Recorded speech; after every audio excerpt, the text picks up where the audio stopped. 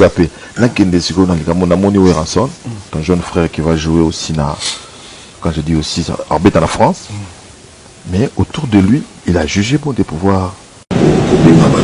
J'ai vu le Kanza qui sera de la partie, Mbiliabel, Nyoka Longo.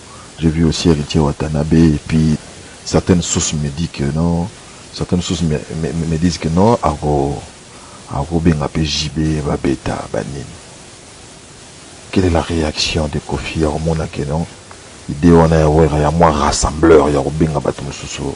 Toi, tu aimes les mots rassembleur. Oui. Ngalazana Diamond. La totale étranger. Nino. Congolo. Nazana Nino. Oui. Nazana Davido. Peut-être Davido. Non, on a beau moi phobie mon rébima, ça va bien te surtout la télé. Oui. Nazana Inos. Voilà. Donc ça dit, inviter Nazana c'est incroyable quoi. Charlotte Dipanda. Si qu'on aille, peut-être que tu vas aux hommes après.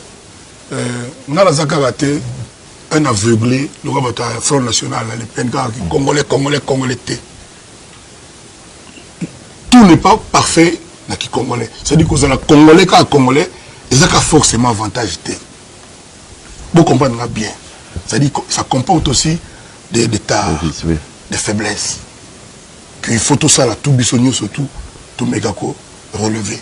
Par exemple, si on obtient dans la voiture, courtoisie routière, les a ratés. Voire même courtoisie simple, les a ratés. C'est-à-dire que tout a pressé. Mais place à aucun pas de problème. Moutoutou a doublé, c'est-à-dire que Moutoutou a impatient.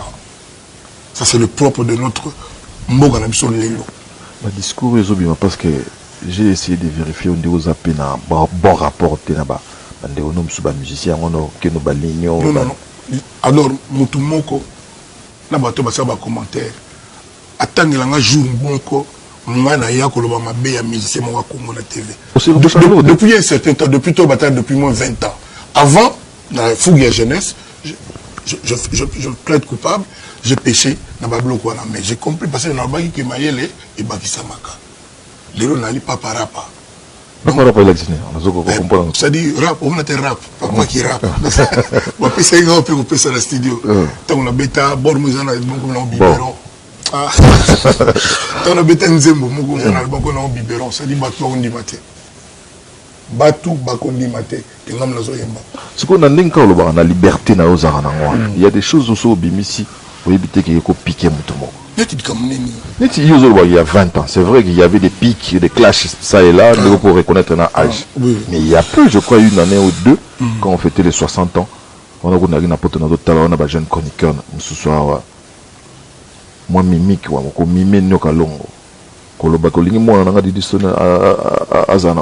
tu vois que ça a choqué certaines personnes. Non, s'il vous plaît, Omoni, Kozanga humour, c'est un problème dans Mboga Oyo. C'est-à-dire humour, ils appellent signe à intelligence. Humour, on a les Arabiens. Omoni, ma vie, on a tout. Mon temps, on a chapeau devant Bango, mais il y a star. Il y a star. C'est moi.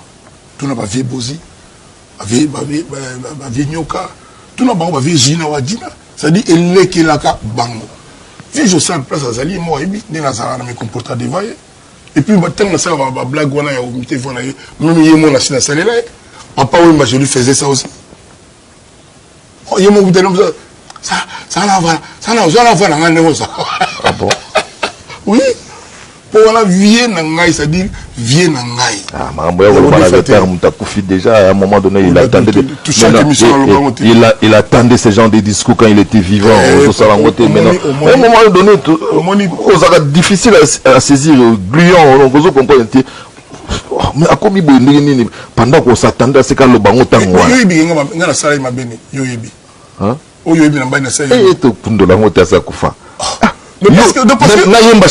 Parce que il ne faut pas que je juge la réaction.